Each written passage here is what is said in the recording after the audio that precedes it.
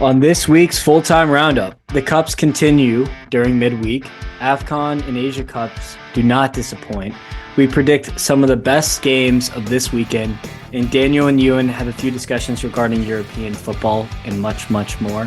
Full-time roundup starts right now. All right, welcome to another midweek episode of Full-Time Roundup. I am in the host chair today, and my co-host today is a special guest here, Euan. Euan, how are you doing? It is 5 o'clock on the East Coast right now. Euan is in England right now. Euan, what time is it in England right now? Just about to turn 10 o'clock. So, yeah, late night recording, but pretty used to it. So really excited to be here. It's gonna be a fun time. Best things to chat about football, and it's going on all over the world at the moment. So exciting. Absolutely. Thank you. That is past my bedtime. So all props to you. And before we get started, Ewan, go ahead and give a little backdrop. So you are on the Crowncast, which is a Charlotte FC podcast. Tell us who you support, where in England you are from, and I guess how you got into football. Yeah, so like you mentioned there, the Crowncast, Charlotte FC podcast, me, Logan, Josh, many others. It's yeah, Charlotte FC pod, still going through with everything in the off season. But yeah, excited for the MLS season to start with that. And yeah, we like to think that even though we are all fans of the team, that we take a fairly unbiased approach to the way that we analyze things, talking about the tactical stuff, tactical side of the game, a little bit of data as well, which is not my strong suit, but certainly is that of Josh's. And yeah, the guys do a great job of doing things, and I try not to I try my best not to spoil it. So yeah, shout out to those guys. But yeah, in terms of how I got into football, as someone growing up in England, kind of the standard way, it's obviously the main sport over here. So a lot of people, much like me, don't really get a choice. You kind of put into football whether you like it or not, and thrown in at the deep end to see whether you sink or swim. And obviously, I took to it and loved it. But that was from a young age. And then when you kind of get to 15, 16, 17, you start looking at the game in a different way. You're able to get accessibility to certain things where with regards to tactics and everything like that. So I've always loved football. I've always loved it as a fan, but from a tactical perspective, it's something that almost rebirthed a new love in it. And that's the main way that I enjoy the game now, which even though, like you mentioned, I am a fan of three teams, Charlotte FC being one, like I mentioned, Leeds United being another, which gets to where I'm from, which is only just a hop, skip, and a jump outside of Leeds in a place called Harrogate, and the other one is Juventus, which is again is a family thing, but yeah, is obviously not where I'm from, and and yeah, maybe the only one of the three teams which I could which would classify me as a glory supporter, so to speak, even though it's not been so great as of late. But yeah, those are my three teams, and yeah, through that, managed to consume a lot of football, and we'll be covering a lot today, so it's helpful. Absolutely. And just real quick, for all our followers, you can follow Ewan at underscore Ewan, EUANR on X. I actually, met you through Twitter. We would, you'd post, you're very insightful. So you would tweet things out, and I'd usually kind of reply back, and that's kind of how this whole thing got set up We've had a lot of long time chats. ago. We have it's been almost a year and a half probably since the fall, but glad to have you on. So we'll go ahead and jump right in, since we do want to be a little efficient for our listeners' time here. So just a quick review here. First on the docket is the FA Cup. As Charlotte Soccer Show, and as we say, always for the cup. That's what we love here on this show. You love seeing upsets, and we had one this week actually with Bristol City upsetting West Ham. West Ham did go down a man with Benrahma getting a straight red. Do you have any commentary on this match, or is this what you expected considering the red card, even though they did score before the red card? Yeah, I suppose for the neutrals, it's probably nice to get a shock within that round of fixtures because I think a lot of it was pretty chalk. So good of West Ham to step up and provide something. I do think that even though they do seem like a classic team where you'd think, "Oh, go for a cup run," between the league form of them wanting to press for Europe and then being in Europe, wanting to compete there, um, it may not be the worst thing in the world. And I hate saying that because we do obviously love cup competitions and what they bring, but that is a fairly top-heavy side. So maybe they wouldn't have had the depth to compete on three fronts like maybe people would have assumed. So not the end of the world for them. Not the biggest fan of the football that West Ham play, but seems to work. So yeah, good luck to them the rest of the way. They'll have a much less busy schedule off the back of that result. Could not agree more. They still are in European competitions, so that's probably their main goal here, as well as finishing top 10, if not breaking into the top seven of the Premier League this year. Second, yeah, Wolves beating Brentford. Brentford have been really struggling recently. They do have Ivan Toney back now. He's allowed to play. Depends on how if they're going to sell him in the January window, or how long he takes to get back up to speed from his ban. But I wouldn't say I expected this result, a 2-1 win, but Wolves are a sneaky good team at times. Yeah, they've got sneaky good players. I think that squad is for as much as the Premier League, every team's got a few decent players.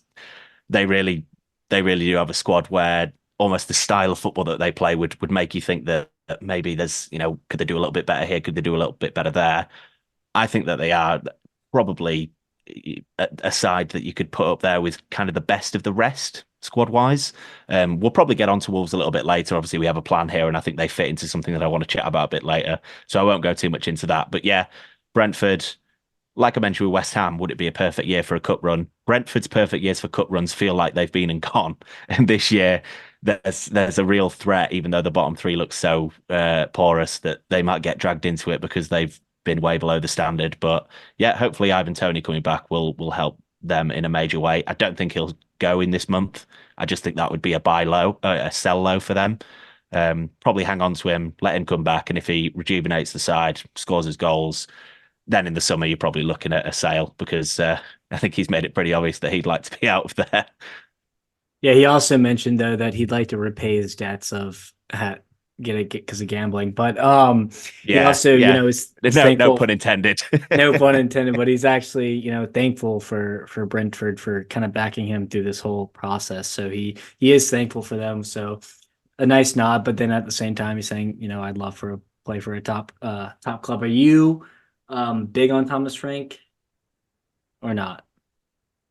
Yeah, I like Thomas Frank a lot. I think that a coach like him and the situation that's happening at Brentford, it almost is a little bit inevitable because they are sort of like a lesser Brighton in a way, in that the fact everyone says, "Oh, how good are they at buying low and selling high and doing that?" But the problem with that is that you have to be perfect with it. Like you really don't have much room for error. So now when you have the transfers that they've most recently made, like Kevin Shade, I think I can't remember the young guy's name that they signed from Hull off the top of my head right now. Lewis Potter, I believe it is. Yeah, that's Simply right. Lewis Potter. Yeah. When you have signings like that, which you invest in quite heavily and they don't quite hit the ground running, your margin for error, the fact that you now are creating error, is going to have a real effect. Put that in with the fact that they have been missing their best player. It's not overly shocking that they struggled, but I don't worry about them in any major way at all because I think they've got a really good manager who's really good at direct game planning. He's all respect for the club that he's managing. Does it make you a bit concerned the way he projects if he gets a big move elsewhere? Yeah, I think it probably should do a little, but yeah, I think in his situation where he is now, I think he's a top coach, and yeah, I wouldn't worry about them too much in the long term, even though I'm sure they're probably worrying quite a lot within that building. Absolutely, especially with Johan Vissa going to AFCON, the arrival new signing Tony is a big deal, and helps the squad a lot. And then for the third game, Everton beat Palace. No matter how bad the news gets for Everton, they're still able to churn out a result. Sean Dyche at his best here. I mean, another win at Goodison. The comparison of Deitch versus Hodgson is a fun one, but didn't really know how this match was going to go. Yeah, I just tend to think that in a game like this, with two fairly evenly matched sides, you give the benefit of the doubt to the home team when it comes to the cup.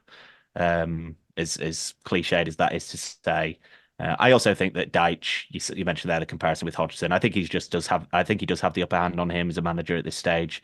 I think Deitch is much better at coaching a team to play a certain style direct for a game plan. I think also this matchup works out pretty well for them, just in terms of how Crystal Palace want to play and the fact that that plays into Everton's hands a little bit. So yeah, two evenly matched teams that shows in the fact that they've played 180 minutes of football that's been separated by one goal. So yeah, not too many shots here. Absolutely. And my only thought on this match was just considering all the FFP charges that are coming against Everton. Maybe they prioritize the Premier League and not want to play these extra games. But that seems not to be the case. Now to go over to Spain with the Copa del Rey, Celta Vigo beat Valencia. This was actually a really fun match to watch. I wasn't sure if this was going to be a stinker or turn into a great affair, and it was a goal fest with 4 goals. I was, Luca Della Torre, U.S. national, had a fantastic backheel goal in this game, and I actually was very impressed with Javi Guerra, the center mid for Valencia here. He broke through last year when they were doing pretty rough, and has kind of been the heart of the team ever since. But I thought this match was a fun watch. Yeah. This was an interesting one because I think it speaks to I believe it's Rafa who's there Yep, with Celta Rafa Vigo now, Benitez. isn't it? Rafa Benitez, yeah. Because I was watching that game, and I think if you were to look at the possession stats, you would see a lot of possession in favour of Valencia and everything like that. But yeah, going back and watching it back, because you actually mentioned to me about Guerrero how you liked him, so I went and had a look. He had a good game, but the other thing that you realise with this is the way that Rafa Benitez is happy to kind of sit in with that mid block. He almost is sacrificing a bit of space for those centre mids to run the game a little bit, as long as those further forward players aren't dictating as much and kind of making that space really congregated so that they can play on the break and play with a bit more space when they're on the attack. And probably sacrificed a lot of shots. I wouldn't be surprised if they had more shots in this game, but I don't think they had that many major chances. And yeah, this was almost. I think if you were to do some teach tape into Rafa Benitez football, this is almost what you would come up with. Two teams where maybe there's not a major talent differential, but tactics wise, they did what they wanted to do, dictated the game without the ball, and yeah, ultimately came out with a result. Celta Vigo wins. Fact. I don't know if you get that reference of his facts rant Oh from way yeah, back oh yeah, when with oh yeah. Liverpool, but that was vintage Rafa. Just to quickly go through a couple other games, Granada, get back to winning ways against Rayo Vallecano. Granada's really struggled in the La Liga this year, so good to see that they're still competing in the cup. Real Sociedad, without some of their biggest players, beat Osasuna. Osasuna, as we previously mentioned, lost to Barcelona in the Super Cup, Spanish Super Cup. And Sevilla bounced back against Getafe, which I was actually thinking Getafe was going to get a result here. Mason Greenwood's looked really good since he made the move abroad. And Sevilla had been struggling, but they actually looked pretty good here, especially without their Moroccan striker El Nasseri. Yeah, I mean, you're not wrong for probably going into a game assuming the worst for Sevilla at this stage. Yeah. It's been an incredibly poorly ran club for a little while now, and I think when you're a club like that has, and I know that nothing really compares to the Premier League in terms of financial advantage, but when you are a team that has a little bit of a head start on everyone else going back years and years, for them to be in the situation that they're in now, it takes a lot of mismanagement for that to happen. And they continually make bad decisions. They have Victor Orta, who's in charge now as a director of football, who has a track record of taking teams in decent situations and making decent appointments in terms of managers from time to time, and also being a decent finder of really young talent when it comes to like a 17, 18-year-old. But that feels sometimes like darts at the dartboard. Like you could fail with 15 of those, but as long as you get one right in a major way, you'll have your name next to that forever. Whereas in Sevilla's situation now, where they really need results, I'm not sure he's quite the person that you would want in charge, and he's a bit of a dictator of chaos. I will say as well, Sergio Ramos's goal in this game, I think it opened the scoring. Absolute classic Sergio Ramos goal from a set piece. So if you get some time to just watch that goal, it's worth doing because I don't think anyone since he's been playing has ever been better at attacking a corner than him. He's done it on Champions League finals, and yeah, still doing it in the Copa del Rey. So shout out to him. Yeah, absolutely. And that hairstyle is so vintage. I love it. Just to quickly kind of round everything up, Athletic Club beat Alaves. Barcelona, they struggle with a third league side, I believe, but they're able to kind of turn around in the second half and score 3 goals to make it a little bit more comfortable. And the Madrid derby is currently with 10 minutes left. Atletico Madrid is actually up 2-1 right now. So that's an interesting development. Maybe we'll circle back. So to kind of hit on the last cup we'll talk about here when it comes to domestically, Coppa Italia, Napoli versus Fiorentina played today. Napoli are able to kind of get back to winning ways here. 3-0 win, and they actually saw some unlikely goal scorers today. Zerbin, the 24-year-old Italian, and Simeone finally wake up as they've been, just shooting blanks, if you will, um, the last couple months, and they get on the score sheet, and maybe, it takes some of these French players to step up for Napoli to kind of bounce back in Serie A. Yeah, it's funny because all of last season, for as good as they were and how far ahead they were of the chasing pack, it did feel like they were running a little bit hot at times. And obviously, if you could say, well, to Napoli and their fans, you can run a little bit hot last season, win the league at a canter, and then pay for it in the first half of the next season.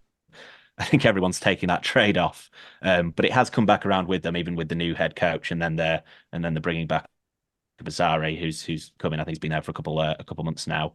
I still think there's a decent amount of time here for them to salvage like a fairly successful season, even objectively. Never mind, including the fact of how difficult the start has been. Like top four, it's still within touching distance, and no one in that third, fourth, fifth, sixth position in Serie A really blows you away at the moment. On top of the fact that they've obviously progressed in the cup, and if they could add a bit of cup success as well there, then you pair that together, and I think their fans would be more than happy with that. Even though it's been a strange, winding road to get there, I think there's still they could still salvage a decent season. And yeah, I think Kvaratskhelia has struggled in the first half of the year, but obviously most people are very high on him. I like him a lot. I think there's no way he's going to have this long a consistent streak of playing poor football. I think he'll Yeah, get better. That'll encourage the team. Osimhen will come back, and yeah, I would probably have my money on them having a strong finish to the season. absolutely. Me as well. But those Naples fans can be ruthless, and that owner's a very interesting character. So you never know with that club. The pivot to Serie A, which is a little bit of your specialty, especially with Juventus. We'll just jump right into it. Juventus had a great win against Sassuolo. You tweeted you were obviously very happy about Dusan Vlahovic's brace and how he's back. And Vlahovic, for me, he's obviously a highly touted striker, or was at least. And I was looking into his stats here, and I actually was a little taken back. He's only 23 years old. I didn't realize that. I thought he was more like around He's so 26 years old. he's so much younger than people realize. Exactly. It's I think it's it's because he crazy. kicked on at, was it Fiorentina before? Can't remember where he Yeah, started his trade, but that feels like such a long time ago. But you have Dusan with 12 goals and assists and 18 appearances, which is not shabby at all. You got Yildiz, this Turkish 18-year-old striker who's kind of broke through the last couple of months. And then, Allegri and co have slowly and quietly built a pretty strong core with, Cambiaso, Moretti, Weah, Fagioli, excuse me, who's, in trouble for gambling right now. But I didn't take one for Allegri to build kind of a younger squad, but he's done a great job at it. yeah, you're right for thinking that, and ultimately what's happened is he's kind of had no choice. It's been a That's case true. of where the talent is just too obvious that he's kind of pressed against it a little bit. He's been patient with bringing these players through, but ultimately it's not a case of, oh, this player's young and we like the way they're coming along. Let's give them some minutes, let them figure things out, and we'll reap the reward. They're so ready to play, and Juventus have struck so lucky with these players that there's no way that they can't play. Pair that with the fact that every Serie A team seems like they're playing under financial constraints, and you have a situation where things have almost paired as a imperfect plans, sort of, because Juve would have never planned to have been into this financial situation.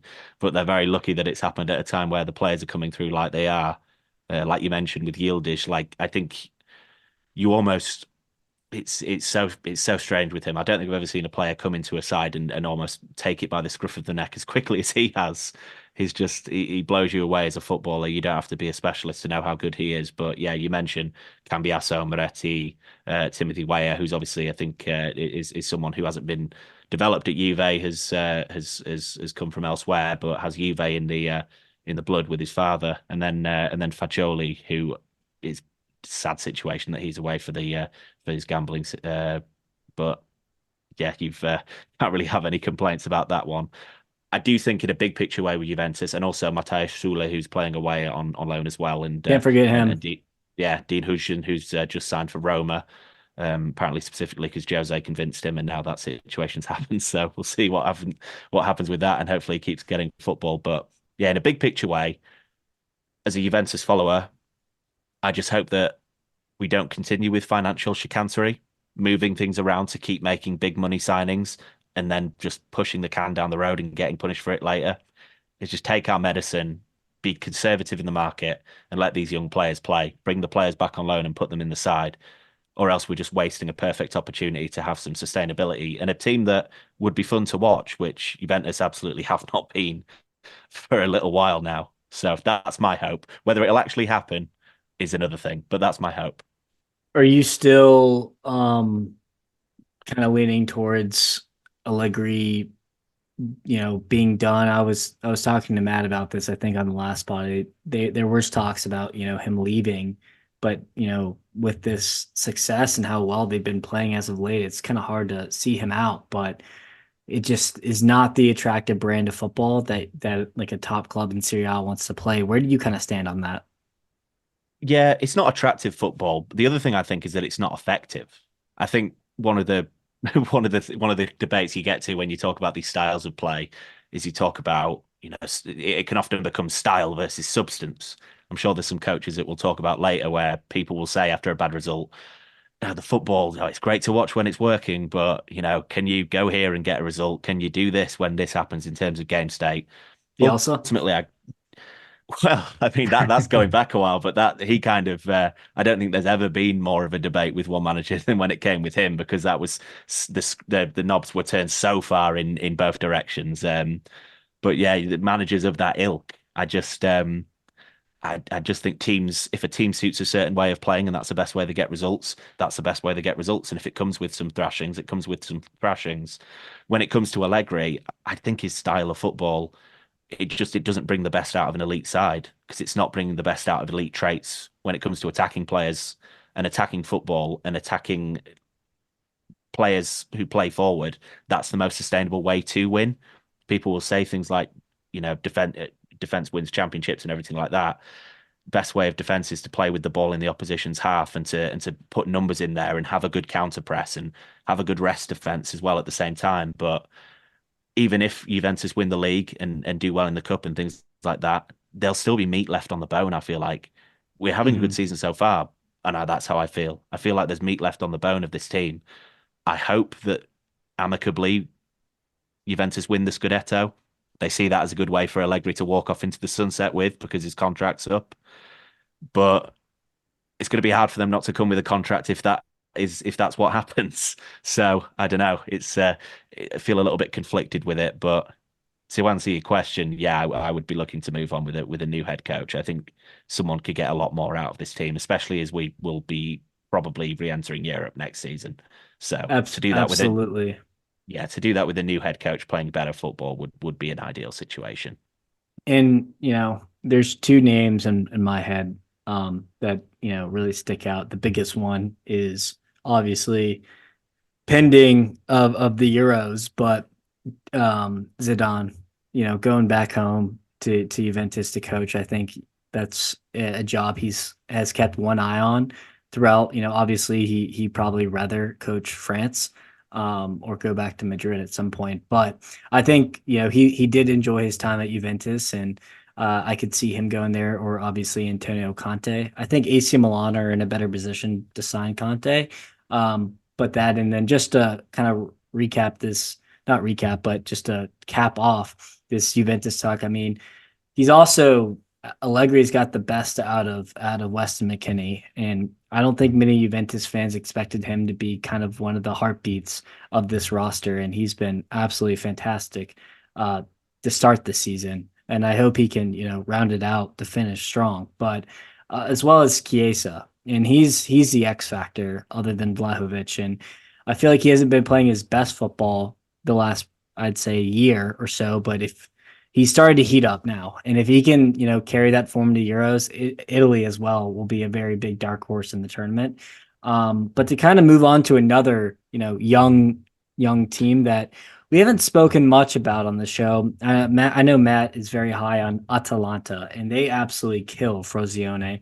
I think it was 5-0. And there's just a couple of names. They have a very interesting squad, a little bit mix of old and new here. But their center mid Ederson is having probably his best season in Serie A, the Brazilian. He has 2 goals and 1 assist. He's more of a holding midfielder, so he doesn't get on the score sheet, but he's adding goals to his game. Not even to mention the AC Milan reject, De Catalare, who was abysmal for AC Milan last season, but has come up huge this season. Probably been one of their better players, and Coop Miners as well, who came from the Eredivisie, is one of the best center mids, if not one of the better players in Serie A. Is that a fair take?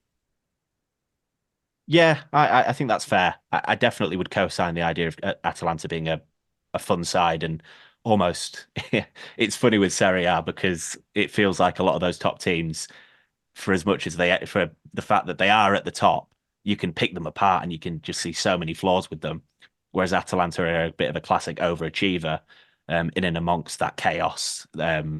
And it all comes from the head coach Gasperini, who's now been there for a decent amount of time and has been playing Yes. attractive football as the rest of the league has favoured a more conservative style, which has brought about results because there's a bit of a talent differential there, but has not been as fun to watch as the Atalanta side that he's coached. You mentioned the players there as well. It's almost fun to think of them as this little mini rehabilitation centre for centre forwards who had ill-advised moves at a certain point in their career. I'm thinking of Scamacca going to West Ham, Hmm. which I mean you can understand the Premier League pull, the financial incentive that brings, but whoever's idea it was to match that head coach with that player, I'm not quite sure, but I'm happy that he's now there and he's enjoying himself. But Decathlon, I think, is the headline. He's on loan from Milan at the He moment, is. but I have to say, last season before he signed for Milan, could not have co-signed him harder as a prospect.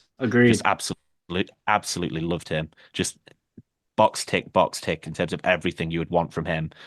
And the stats were jarring when it came to, looking at, okay, this is a forward who cost this much and he's got no output, like not even a game that you can clutch to here where he did this or here where he did that.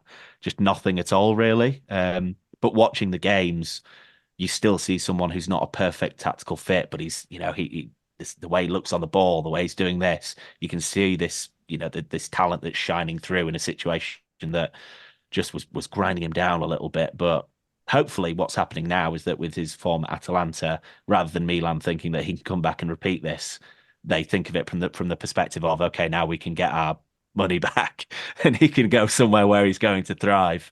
And I do think that's probably likely to be the case because Milan have found some gems in the well, not gems, but they've made some signings in the summer that have worked out in it from an attacking sense. So hopefully those two parties go their separate ways because Milan and the way they like to do things would probably does not well, we know it doesn't suit him and they'd probably be happier without him. And we know that the Keita would be a lot happier away from there. So I'm really hopeful they can come to a permanent deal because it's much better to have fun footballers playing in fun systems. And that's what we have here. No, absolutely. And, I there is one saving grace with, his Milan career is if Pioli leaves and another coach comes in and sees De Ketelaere as a player that he can, utilize, then that would be great. He's been So been off on and off the hot seat, so could I, happen. yeah, I think so. So I wouldn't say his career is all but finished, but for a player who, he's very tall, but he's so delicate with the ball, and he just plays a really attractive brand of football. I liked him a lot. Wasn't it? He was at Brugge, right? Yeah, Club Brugge, that's where he Club came Brugge. through. Yeah. Yeah. So I had my eye on him, and I was thinking he'd go to the Premier League, and I thought he would be a good fit, in that kind of, I don't know, setting, I guess. But I don't think his Milan chapter is all but over. It really depends on if Pioli stays or not, because Pioli obviously doesn't rate him. But to talk about that young core, they got a 23-year-old goalkeeper Carnesecchi, Scalvini, 20 years old center back. I mean, great product. He's been talked about as a great prospect. It's probably his second season of consistent game time in Serie A, as well as home. The right mid Swede, Ruggieri, who's 21. You mentioned Scamacca, who's, I mean, I've never seen someone shoot the ball as hard as Scamacca. I mean, his shot, and like it makes just a goalkeeper's nightmare. And then as Yeah. well as they signed Bakker Yeah. from the Bundesliga. So they've quietly built a very young squad, and obviously they have some aging players, including Just really, Darun yeah. or But Muriel. that helps as well. The Daruns of the team, the people that they have around it who just supplement it and are smart. The team that the way they play tactically, it's so good that there's always movement off the ball, overlaps, things like this, which not only just create opportunities for players, but like you mentioned, someone like Scamacca, and it's something that Liverpool are really good with, in Hmm. terms of the intense way that they play with overlaps. Is that if you have good players at shooting from range, the best way to create opportunities for them to shoot in angles is to have runners, is to surround them with athleticism, so the lanes open up towards the goal. It's really smart what they do, and yeah, just really good club at bringing out the best of young talents rather than doing things in a way of, okay, we do what we do. We sign you for a lot of money. You should fit into this. And if you don't, it's your problem. Yeah. No, absolutely. All right. Well, glad we got to dive into two of the most arguably interesting teams in Serie A as of now. And Juventus are snapping at the heels at Inter, and Atalanta would love to get UCL football. So, gonna take a quick break. On the other side of the break, we'll have some discussion points, and we'll discuss a little bit of AFCON, Asian Cup, and have some predictions for you as well. As again, please follow the show on Twitter or X at Fulltime Roundup. Following Euan at _ UNR.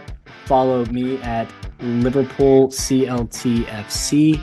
And please like, subscribe, rate the podcast, as it helps us spread our brand. We will be right back after this break. Welcome back, all. So we'll go ahead and jump right into it. Let's see here. What do we want to start? We'll just quickly recap AFCON real quick in the Asian Cup, and talk a little bit about that, and then we'll go ahead and get into our discussions here. So Algeria, had a shock draw against Angola, considering how strong the Algerian side is, and they were one of the favorites to win the competition. This is obviously surprising, but on the other hand, you see a Senegal cruise to victory. You would probably hope more for Cameroon, as they have another shock draw against Guinea, which is obviously not ideal if you're hosting the tournament. Nambia upset Tunisia. That's why we love the cups. Anything can happen. Morocco kind of cruised to victory against Tanzania. Congo ties Zambia. Nigeria, with probably the game of the week so far, edge out a win against Ivory Coast. Ivory Coast, or Cote d'Ivoire, are now in third place, actually. So that's going to be a really interesting kind of group to keep your eye on, as probably everyone would have bet money that Nigeria and Ivory Coast kind of make it out of that group. But is it Equatorial Guinea said not so fast, and they actually are topping the group right now. So pretty, as they also beat their, I would guess, neighbors, Guinea-Bissau. Not very good on geographic locations here, so please forgive me. And then Egypt tied Ghana 2-2. the biggest, result out of this is Mohamed Salah limped off after halftime with a hamstring. Don't know the extent of that, but should be fairly interesting to keep an eye on. But in this place, Marmoush, who's been a revelation at Frankfurt this year, stepped up with a big goal, and then Mohamed Kudus scored both goals for Ghana, and he's just been a revelation, like I said, with West Ham. Any teams or any results or any players that you've enjoyed watching from AFCON? I think the main takeaway I would have, well, two main takeaways from AFCON, and it kind of gets into international football in general, is that from a tactical perspective, it represents such a drop off from club football. I'm not the first person to make this point, but whether it's the lack of time that the players get to spend with the coaches, whether it's the nature of international football tournaments, which leaves such a low margin for error, which maybe creates conservative football to an extent. You watch it and you see a lot of tepid play.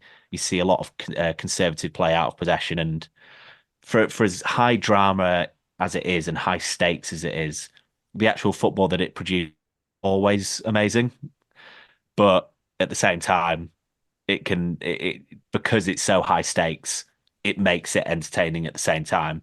For as much as the on-field product isn't great, the fact that the stakes are so high almost evens it out and gets it in that nice sweet spot. So, as depressing as it maybe is, that's probably my main takeaway from not only AFCON but from the little bits of the Asia Cup that I've watched, and also going back to the World Cup as well. So this isn't continent specific. Also, what I would say, we've not watched the game because we've been recording, but Mohamed Kudus is someone who I love.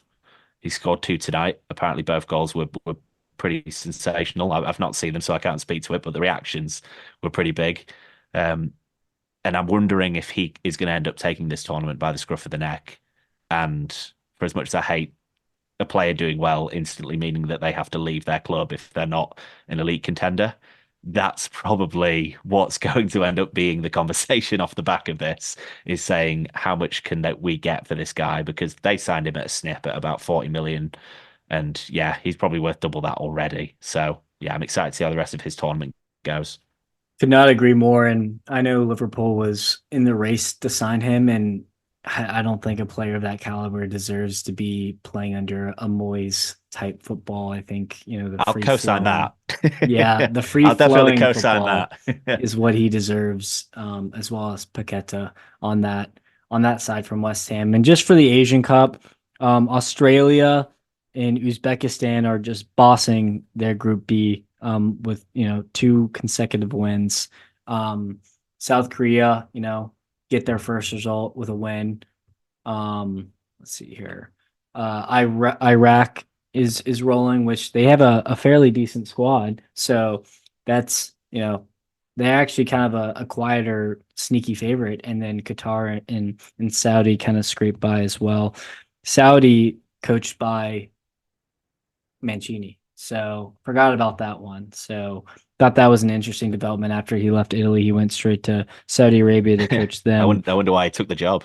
Yeah, that's we're gonna have to think about that one. And in live time, Atletico Madrid score a goal in stoppage time or in extra time to go ahead of Real Madrid. There's still plenty of time left, but just wanted to keep our listeners updated with how that game is going on right now. And if you're not watching it, go ahead and watch the highlights or rewatch that whole thing. But now to the part I've been looking for, our discussion before we hit predictions. Who do you think has overachieved this year and underachieved this year within the top 5 European leagues? And not players, I mean teams. Yeah, I almost took this from the perspective of teams that are running a little bit hot. So teams that, based on where they are in the league right now and results wise, you would expect to see a little bit of a dip from in the second half of the year. So for as much as overachieving is something that you would associate with being good, it also might project that this is a little bit of an indictment, and maybe these are teams that won't have as much success in the second half of the season. So a team that I mentioned earlier that I said we would maybe get onto a little bit more is Wolverhampton Wanderers in the Premier League. I think they are a prime example of a team that's been running a little bit hot because for as much as I say that I do like their squad, I think that the coaching and the general tactical situation there with Gary O'Neill leaves a lot to be desired, and they are running hot on some serious fortune, which is something that has continued to bite me as I've said it, and they've continued to get results. But I'm very stubborn until there is no room for maneuver. Is something that I think you've learned about me in having football conversations, and I believe what I see in terms of in terms of what they do out of possession. I believe what I see in terms of the patterns of play in possession, which sometimes will produce individual quality, but I don't think will provide anything sustained. I think there's very little room for error with them, which people will laugh at because they think that they've actually been hard done by officiating and they maybe should be higher up. I don't quite co-sign that. I think that everything officiating wise evens out over long sample sizes, which is what we have now.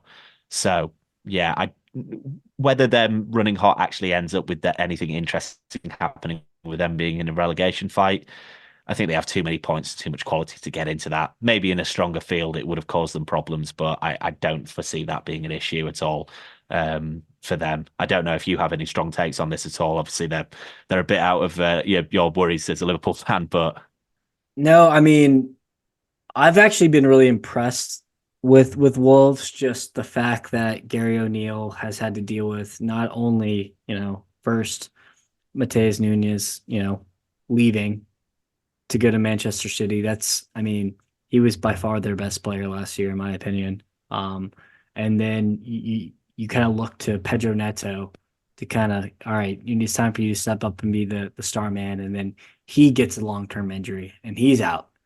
And then, you also lose a guy who's put in plenty of minutes over the years, Adama Traore, still could not get that final product, but just the pace and the speed that you can play with that style of football, that counterattacking, he's just such a dangerous player for defenders to keep their eye on.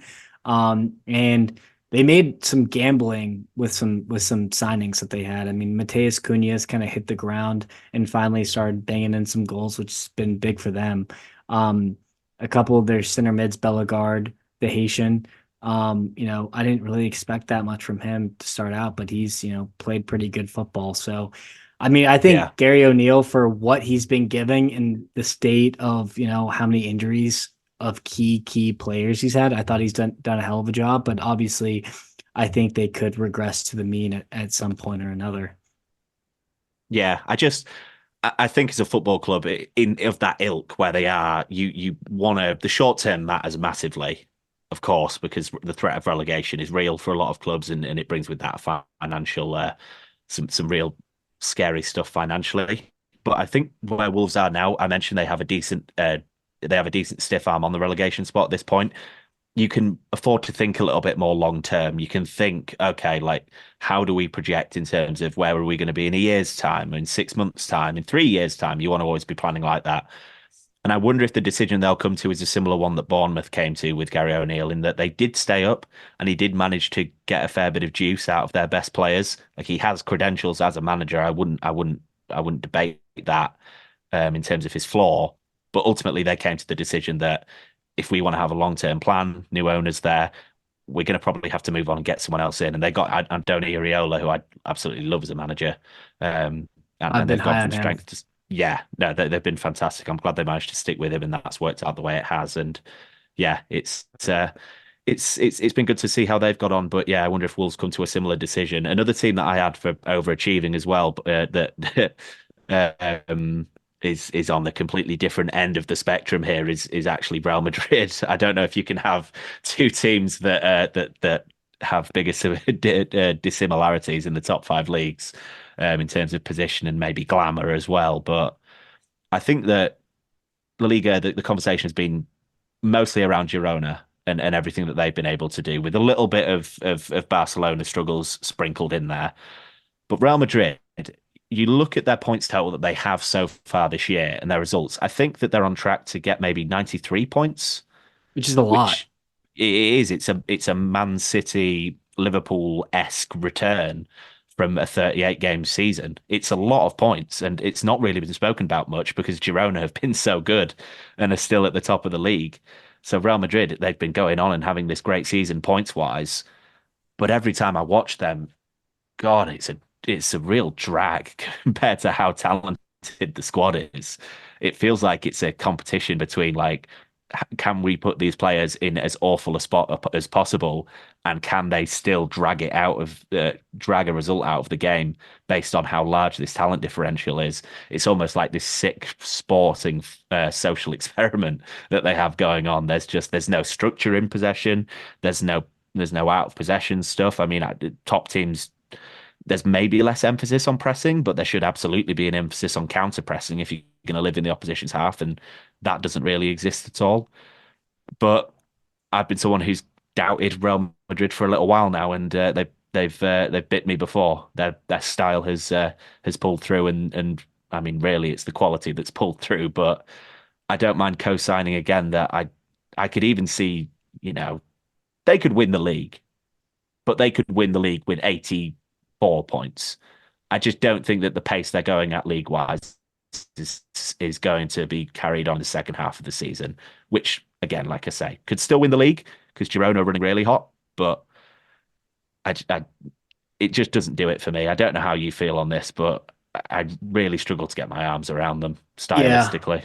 very, very early in the season, I was very down on Madrid. And like you said, sometimes you're just, the definition of insanity is expecting the same or different results with, whatever. But yeah, I mean, there's no number nine, no.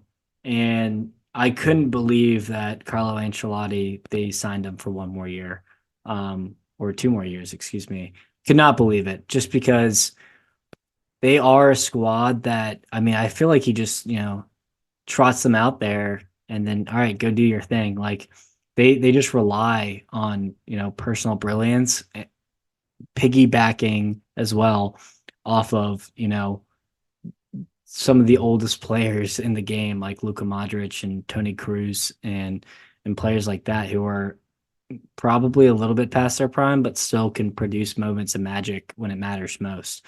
And I've felt this way about this Madrid side for a while now, where there's obvious holds. Obviously, with Benzema, it was a bit different because Benzema was arguably the best player on the planet for a time or so, but they didn't adequately replace him. They signed Jude. Jude hit the ground sprinting, not even running, sprinting, and then Vinicius and Rodrigo have found their form. They started off poorly, so they're an anomaly, and they're gonna win the league more than likely, and they're gonna go far in the Champions League, and Yeah. they might get knocked out of the Copa del Rey. We're watching right now, but I was going to say I this isn't just recency bias, just based off what's going on. yeah, I'd want to clarify. seriously, and they absolutely crush. I guess the scoreline wasn't indicative, but they still beat Atletico Madrid pretty well in the Supercopa, which was like a big measuring test. They kill Barcelona in the final. I just don't understand it, and I'll probably go mad trying to figure out how this team could keeps winning. But if we, we'll probably look back in a couple of years and be like, how the hell did that team, win all that with just how they played, not just looking at the squad, but if you actually watch a few games. Now, I would Yeah. love to hear some of your underachievers. Yeah, this one's a little bit tough. Just trying to look at this because you never want to give teams too much credit if things aren't going quite as well as you'd hope. But there's always explanations, there's always reasons for this stuff. One of the this felt very Premier League focused to me in terms of thinking about mainly Newcastle and Chelsea. I feel like they're two teams that it's fairly obvious to say that they have underachieved.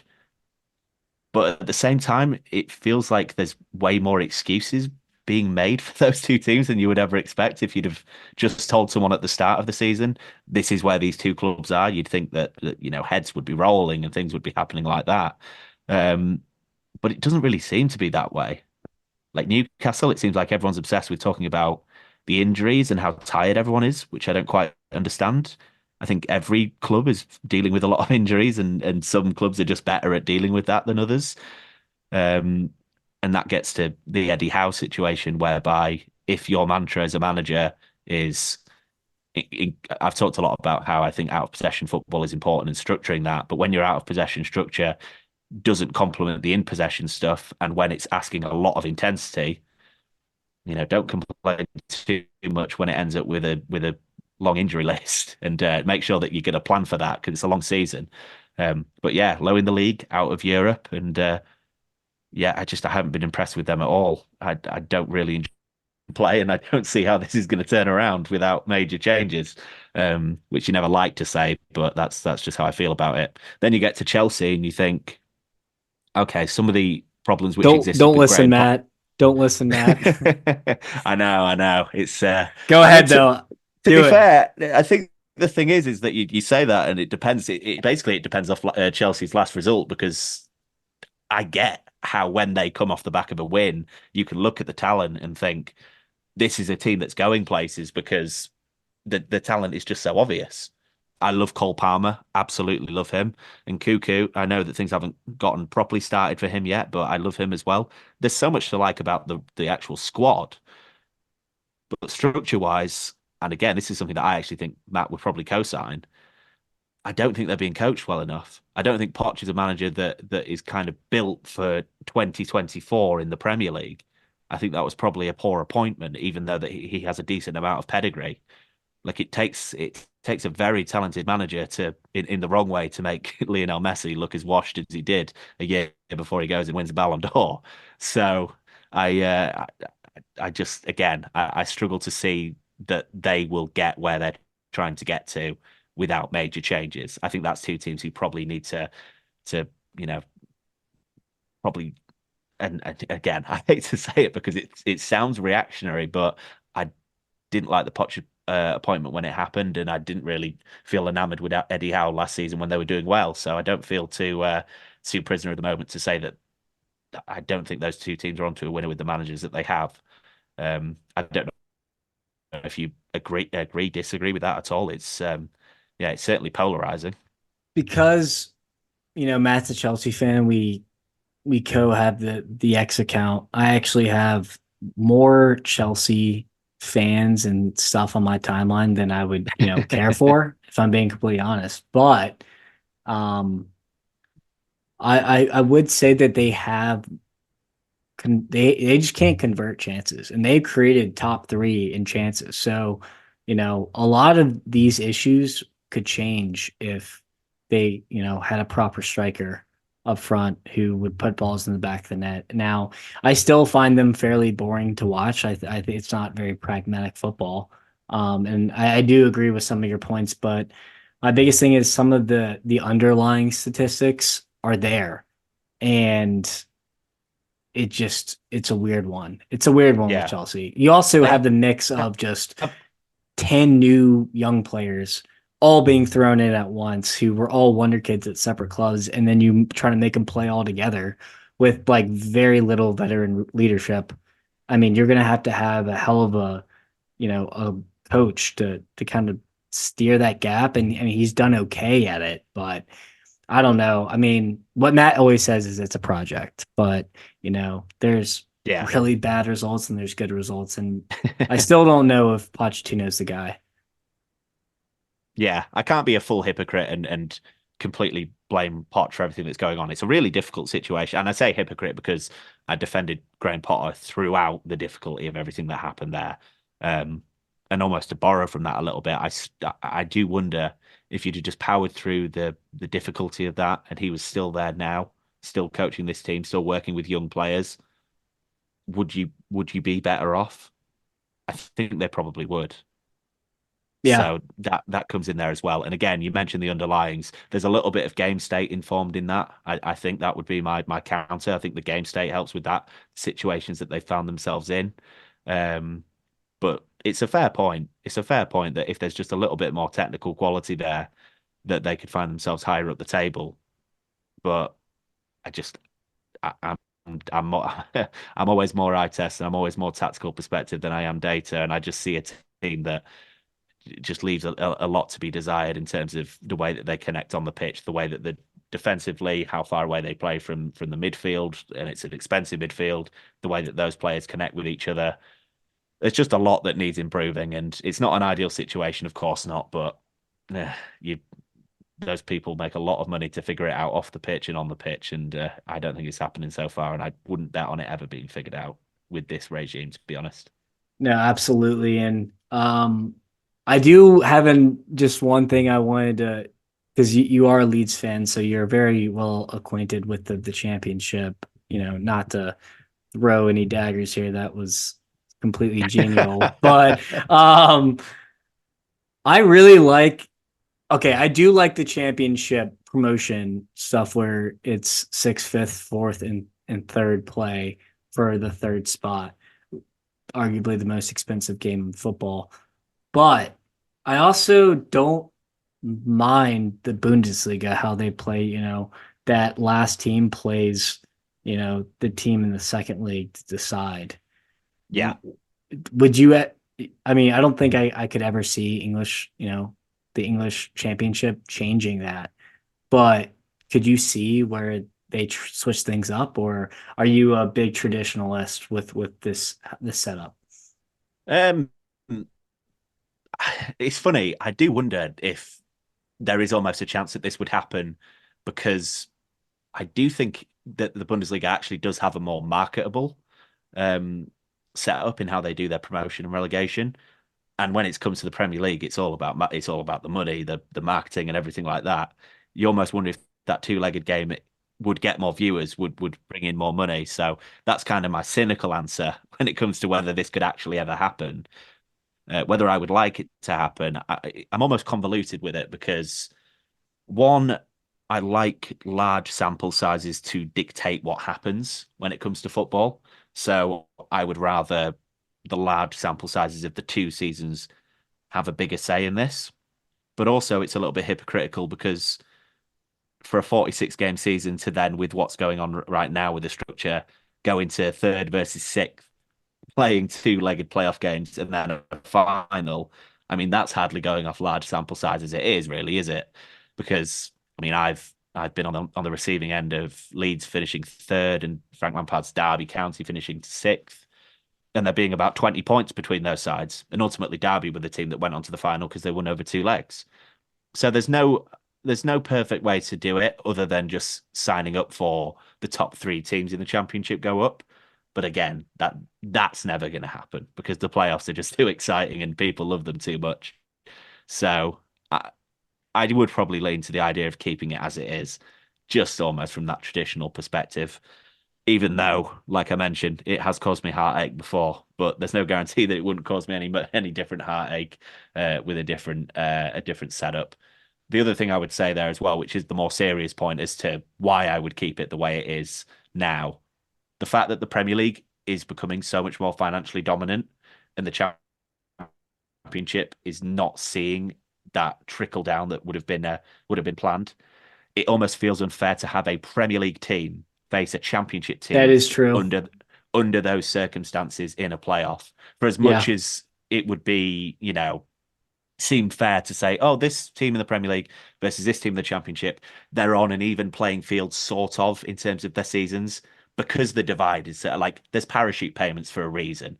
There's a reason why whenever a Premier League team gets relegated, it's you're like, oh screwed. no, this team will have this player, this team will have this player. Like, and just to finish the thought, can you imagine a Leicester team playing in that playoff with James Maddison, with Yeah. Yuri Tielemans? You know what I mean? Like, from that perspective, that would be kind of my serious roundup thought on this. From that perspective, I think that if this did come into play, the Premier League team's probably winning 9 times out of 10 because of that financial differential. So that's why I'd probably be mainly happy to keep it as it is. Yep, I agree. I agree. Well, I wasn't sure, but you have swayed me. But obviously I'd love to, discuss a little bit more of stuff. We'll definitely have to have you on another time to, keep these discussions rolling. But we're gonna hit this preview section now. When Leeds Just lose the playoff final, have me on after that. yeah, no, that'll be And a ask if that'll I'd be a like to tough. change the system.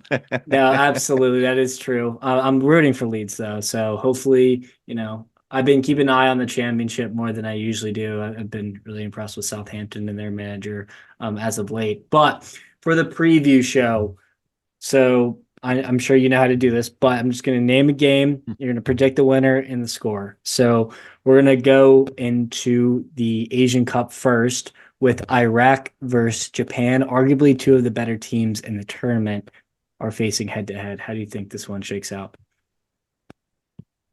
I'm almost happy to be a bit of a bandwagoner with with the Japan thing.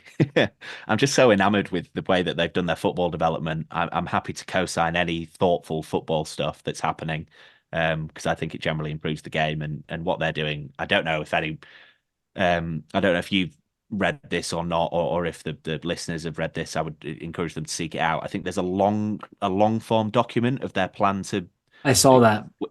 yeah, to win the World Cup. I think it's by is it by 2030 or is it You even called that a later? manifesto. Yeah, yeah, exactly. It's pretty much a manifesto. Um, and yeah, it's very, very thoughtful. So in the small term, short term way, because it's so impressive, I'm just like, yeah, sign me up for Japan. I don't need to see more. And then I watch them play and I'm like, yeah, this is the best team in this tournament. So sign me up for Japan. I'll probably put myself down for a 3-0 win. I think they're that Three impressive. now. Yeah, and like you say, Iraq are not a bad side. I'm kind of drinking the Kool-Aid with them. So yeah, put me down for 3-0. I'm going 3-2 Japan as well. I think that Japan's defense was a little leaky against Vietnam to start out, so maybe they concede at least one or two goals from Iraq here. But yeah, to just quickly piggyback off what you said, there was a video of Japan high school ball, and it was like perfection of building out of the back and everything, and they've done a great job. So very impressed with them. All right, so quickly to move on. Senegal, Cameroon. Cameroon's the host state. Like I said, Senegal is arguably the favorite if they can go back to back. How do you think this one shakes out? This is a tough one. And when it comes to a tough one, default me in a tournament, and this might be a bit of a hot take. 'Cause I don't know how many people predict these, but it kind of signed me up for a 0-0 on this one. Nil nil. I know Okay. that goes. I know that goes against the grain of AFCON in general because it has been fairly high scoring. On top of the fact that there's been a lot of penalties, it seems like the VAR referee situation there is a little bit funny. So maybe this is an ill-advised prediction, but I see two teams where, from the little I've seen from them, I think there's I think there's flaws, and I think it's a game which will come in with a lot of nerves. And when you get a game like that, which combines the two things, I'm almost getting England USA flashbacks of that Mm-hmm. group game that was the second group game of that tournament in the World Cup. So even though I'm predicting a 0-0, obviously wouldn't be surprised if one of the other teams edges it and it ends up being 1-0. But I can't pick one between these two, so I'm happy to sign up for a 0-0, even though that might be ill-advised based on the history of the two teams and just the general quality that'll be on display, attack versus defense. But yeah, put me in for 0-0. I'm gonna go 2-0 Senegal. I just think that Cameroon have not impressed, even though it is a home stay. They will want to upset the winner of the last tournament, but I think Senegal are gonna purr here. Um, Last one from AFCON, Algeria, Burkina Faso. Algeria with a tough result to start out. Burkina Faso won. Is Algeria gonna bounce back here, or are they gonna have, crash out of the tournament possibly? Yeah, based off the previous results, obviously Algeria having a bit of a disappointing draw, Burkina Faso getting a great result. Even though they would have been expected to win, always good to win your first game. I think this is a little bit of a correction game. I'm going to put down Algeria for a 2-0 win. I think they'll be, it's a case of you get a desperate side versus a team that's coming in, and they'll obviously come and compete. It's they're not going to be they're not going to be thinking, oh, we won our first game, it's all right, we don't need to win this one. But subconsciously, a little bit of comfort comes in potentially.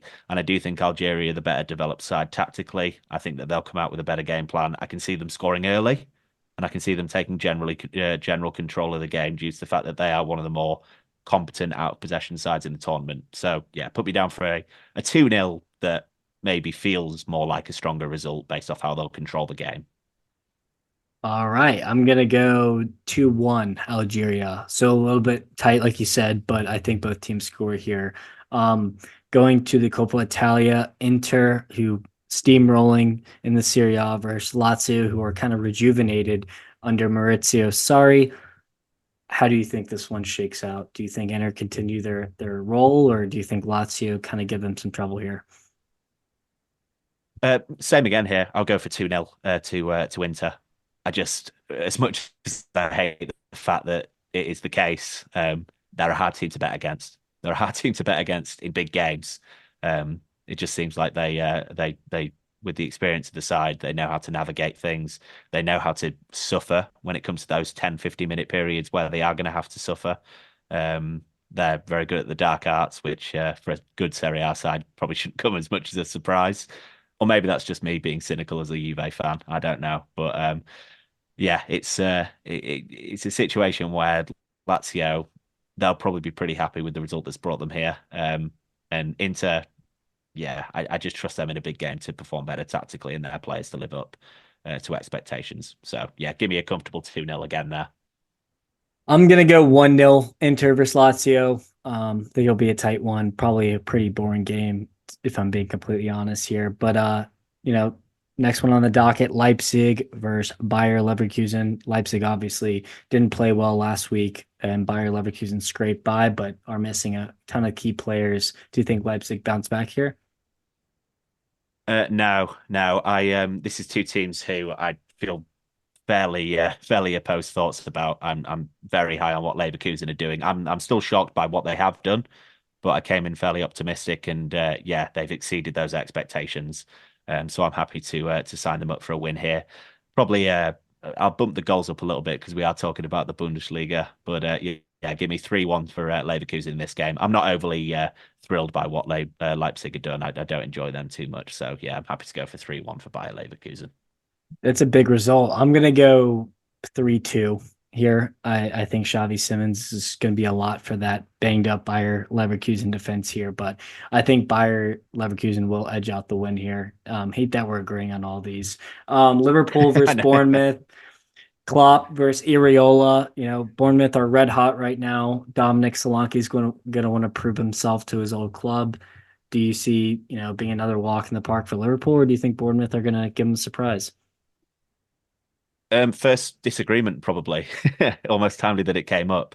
Um, I would predict. Let me go 2-2 for this game. Let me predict. Well, I was thinking between 1-1 and 2-2, but let me go for 2-2. Um, I think Bournemouth they lost 3-1 at Anfield, but they actually played pretty well to start with. I think they they had a did. good open. They went 1-0 up and generally had a good opening first 30 minutes, and then Liverpool took control of the game. The quality showed and everything like that, but.